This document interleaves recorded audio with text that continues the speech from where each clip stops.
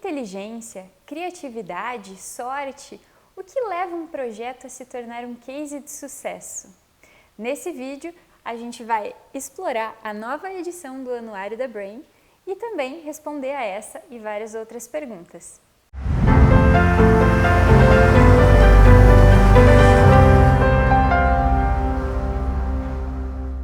Hoje eu estou aqui com o nosso sócio consultor Guilherme Werner para falar sobre a nova edição do Anuário de Cases de Sucesso da Brain, a edição 2025. E é engraçado, Gui, que eu já estou na Brain aqui há 8 anos e parece que eu sempre me surpreendo com os empresários, com os empreendimentos aí que a gente desenvolve a cada ano. E passe o tempo que for, sempre tem coisas novas, mais inovadoras, mais criativas. Você que está aí há mais tempo, tem essa sensação também? Eu acho que o sarrafo nosso, eu digo de mercado, está subindo a cada ano, né? Isso aqui é uma curadoria importante de boas práticas que a gente tem visto no setor. E realmente, ano a ano, a gente se surpreende com a qualidade do que está aqui dentro. Legal. E começando te fazendo uma pergunta de ouro, né? O que leva um projeto a se tornar um case de sucesso? Bom, eu acho que são muitas variáveis, né? Um empreendimento imobiliário ele é muito complexo, porque ele é um produto essencialmente de ciclo muito longo, horizontal ainda mais, né? Por questões de parcelamento de solo. Então, você se tornar um case de sucesso primeiro um exercício de futurologia, então como que a gente vai conseguir colocar um produto em pé, lançar um produto daqui num 24, 36, daqui 5 anos em alguns casos. Então exige realmente uma engrenagem muito bem afinada, né?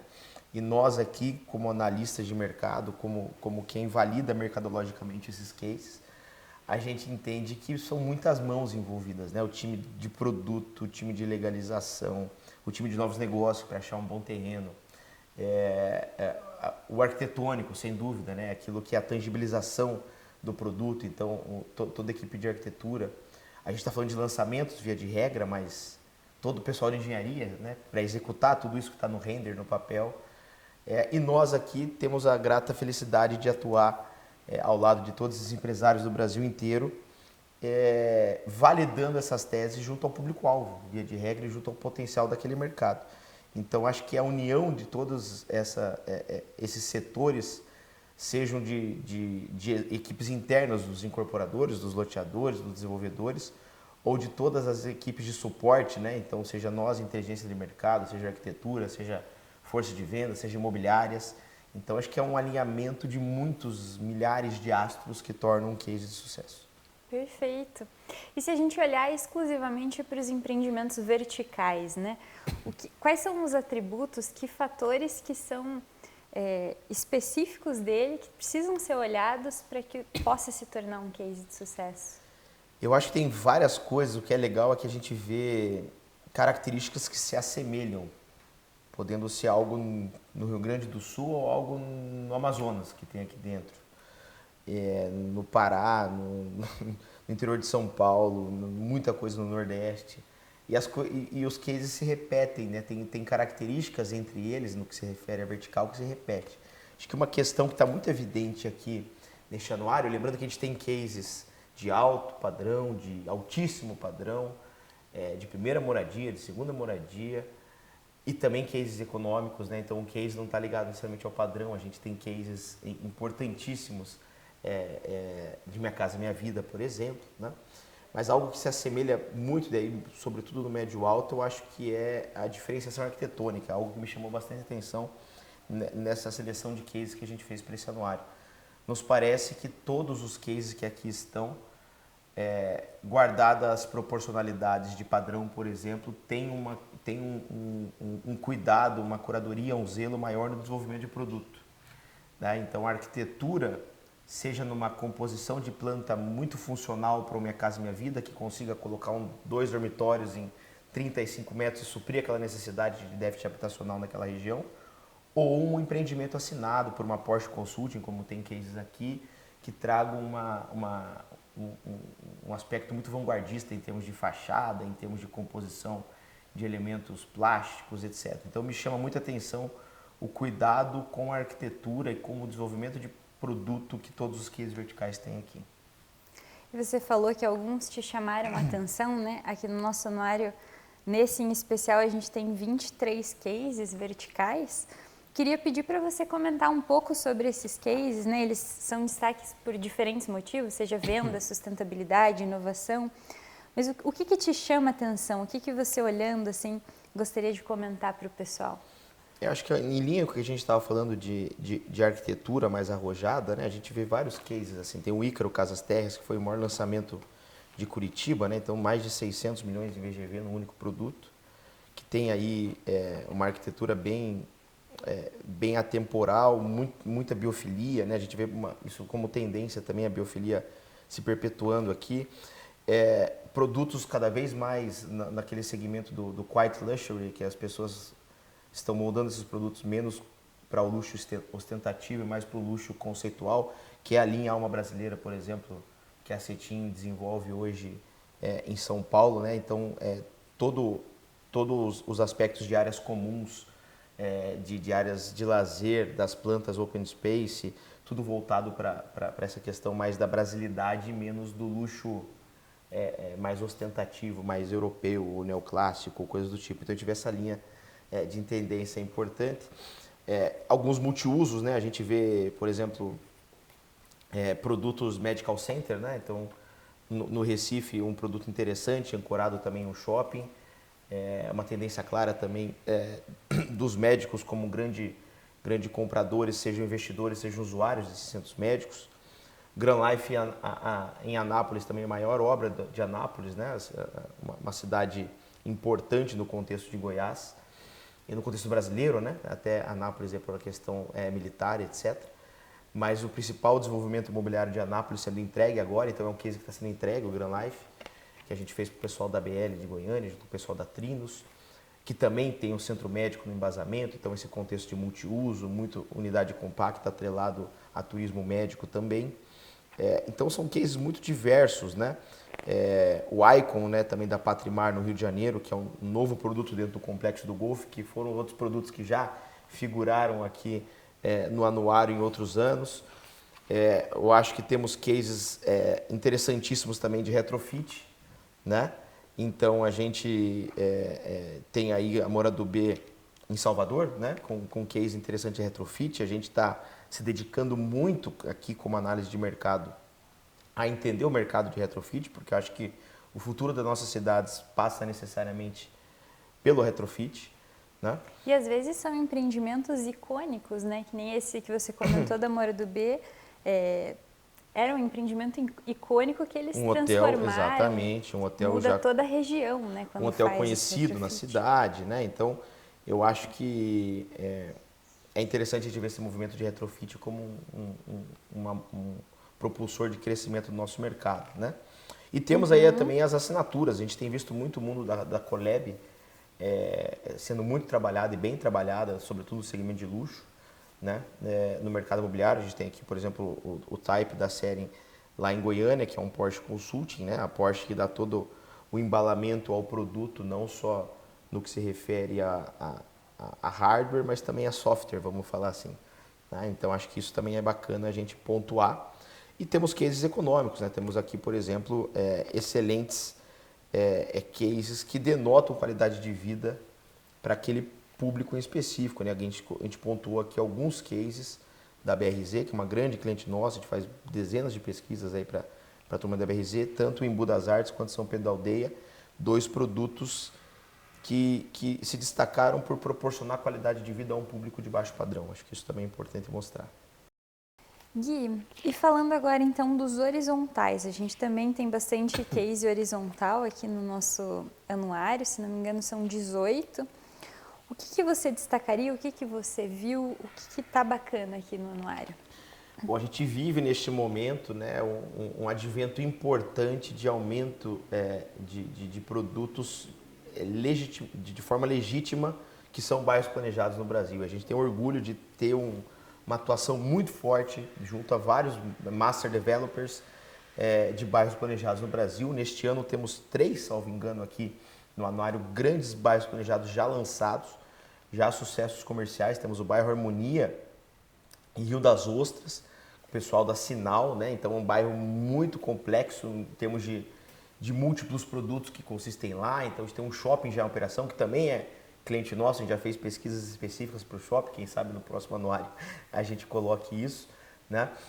Mas para o bairro como um todo, né? Um bairro hoje com loteamentos abertos, com composição de fechados. Temos outro case aqui no quintal da Brain, vamos dizer assim, que é o Parque Autódromo, né, que é do pessoal da Bairrua, aqui na região metropolitana de Curitiba, muito colado a Curitiba, em Pinhais, que era o antigo Autódromo Internacional de Curitiba, um processo também de reconfiguração urbana ali impressionante, né, o master plan do Jaime Lerner, um dos últimos projetos do Jaime Lerner em vida, que teve um lançamento estrondoso sucesso nos lotes unifamiliares e agora começarão as verticalizações e todo o embasamento. Acho que é um projeto que merece destaque. E o Parque Una, que já é um case consolidado como uma grife, vamos chamar assim, de bairro planejado no Brasil, com outros 2 cases já performados, tanto em Pelotas quanto em Uberlândia, que também atuamos. E agora, no que eu acho que é uma das melhores áreas que eu já vi no interior de São Paulo, em São José dos Campos, a Idealiza, né, uma empresa originalmente gaúcha, com sede também hoje em São Paulo, fazendo novamente um primoroso trabalho de urbanismo e elevando a regra do que será um bairro planejado, com todos os preceitos de novo urbanismo, de caminhabilidade, de múltiplos usos, de ser diverso, de ter fachada ativa, de não ser um bairro fechado, de ser um bairro aberto, eletronicamente fechado eventualmente, mas não murado, né? Então acho que a gente está com cases que vão estar na vanguarda do que vão ser as cidades daqui para frente.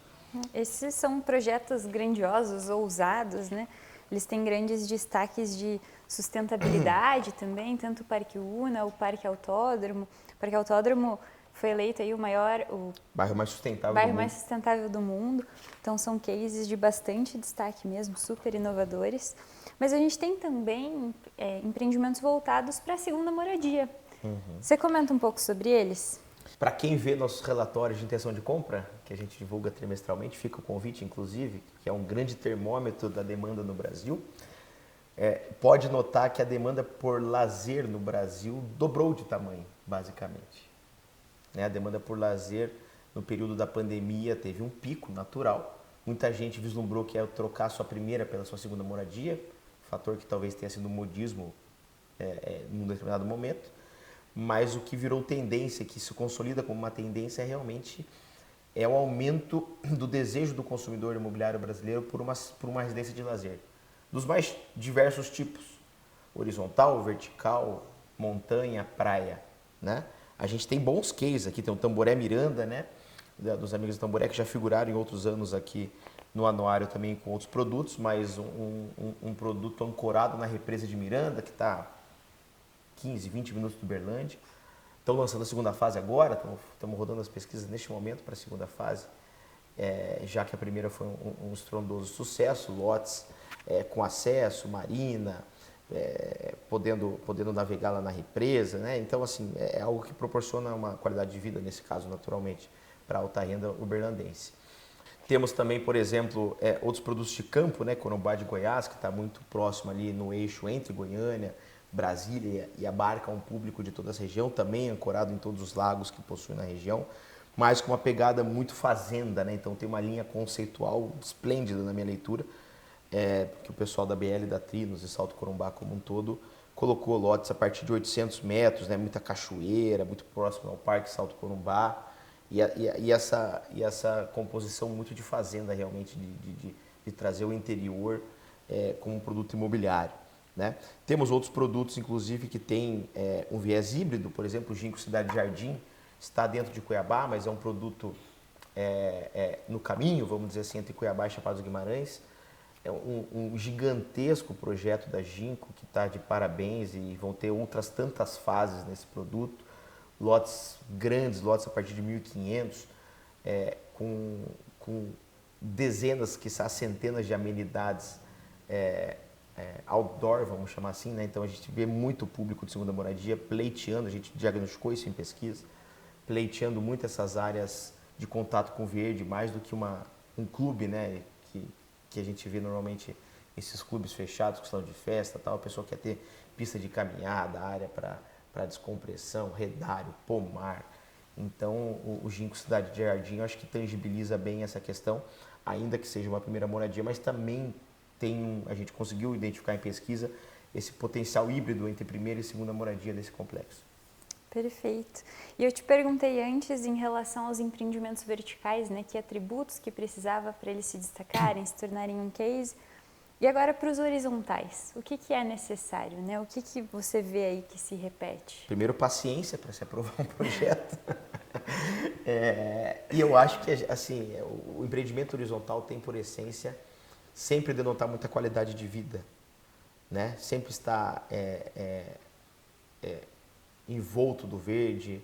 Então acho que o paisagismo, a composição de águas como um todo, seja da piscina, do espelho da água, do chafariz, é muito bem visto pelos clientes hoje. Então tudo que envolve água, que tira a aridez de uma determinada gleba, é muito bem aceito. E no que se refere aos bairros planejados, todos esses preceitos de novo urbanismo que a gente escuta tanto em tantos eventos, e que o cliente realmente tem uma percepção de valor, a gente consegue ver isso falando com os clientes, muito maior, né? De ter múltiplos usos, de ser um bairro diverso, de eu poder morar, conviver, trabalhar, estudar no mesmo bairro. Até um conceito que a Bairro colocou, eu acho bacana, né? Eles embalaram que metro quadrado é diferente de tempo ao quadrado. Então, um bairro planejado tende a oferecer tempo ao quadrado para aquele público por ali poder fazer tudo. Morar, trabalhar, o filho estudar, se divertir. A integração com a cidade, a acessibilidade, né? Acessibilidade no sentido de estar tudo mais acessível, mais fácil, né? De Sem chegar. dúvida. Dá muito orgulho de ver que esses empresários e suas equipes, né, conseguiram colocar isso no papel e executar de forma tão brilhante. E agora, chegando ao fim do nosso vídeo, Gui, queria te perguntar qual que é a sua mensagem para quem está desenvolvendo um projeto agora, está prestes aí a lançar, ou está na fase inicial ali de concepção, pensando nos terrenos. Qual que é a sua mensagem para que eles possam construir também cases de sucesso? Eu acho que a gente entender que o nosso mercado é muito volátil, né?